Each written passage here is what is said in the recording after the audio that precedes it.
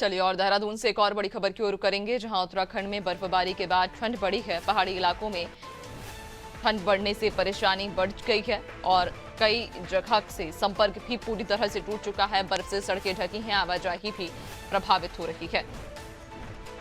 ज्यादा जानकारी लेंगे, सहयोगी सोनू लगातार हमारे साथ बने हुए हैं। सोनू, उत्तराखंड में भारी बर्फबारी के बाद कहा जा रहा है कि इलाकों में जिस तरह से ठंड बढ़ती जा रही है, तो कई मार्गों का संपर्क भी पूरी तरह से टूटता जा रहा है। अब देखिए नैन्सी, जब पर्वतीय क्षेत्रों में खास तौर से ऊंचाई वाले इलाकों में जब बर्फबारी होती है तो जो इन जनपदों के जो ग्रामीण क्षेत्र हैं उनका मुख्यालय से संपर्क कट जाता है।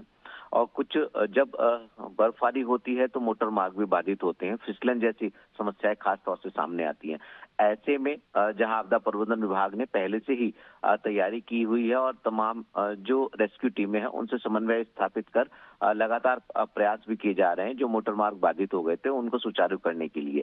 जबकि खाद्यान्न की या दवाई जैसी जो उपलब्धता है उसको पहले से सुनिश्चित करने के लिए कहा गया है। चूंकि बर्फबारी हुई है, जहां एक और पर्वतीय क्षेत्रों से लेकर मैदानी क्षेत्रों तक ठंड का प्रकोप बढ़ा है, तो वहीं दुश्वारियां भी सामने आई हैं। समस्याओं का समाधान करने के लगातार प्रयास किए जा रहे हैं और ऐसे में मौसम विभाग की तरफ से चेतावनी जारी करना, क्योंकि जो आपदा प्रबंधन विभाग है उसकी तरफ से सतर्कता बरतने के लिए पहले ही कहा गया है और मौसम विभाग की तरफ से भी एडवाइजरी सतर्कता बरतने की जारी की गई। तो ऐसे में अब फिर से कुछ क्षेत्रों के लिए कोहरे का अलर्ट जारी किया गया है, जबकि आने वाले समय में बारिश और बर्फबारी की फिर से एक संभावना व्यक्त की गई है। तो कहीं ना कहीं जो संबंधित विभागीय अधिकारी हैं उनको अलर्ट और सतर्क रहने के लिए कहा गया ताकि लोगों को परेशानियों का सामना न करना पड़े।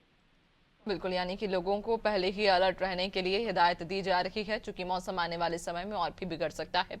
बहुत शुक्रिया आपका जानकारी साझा करने के लिए।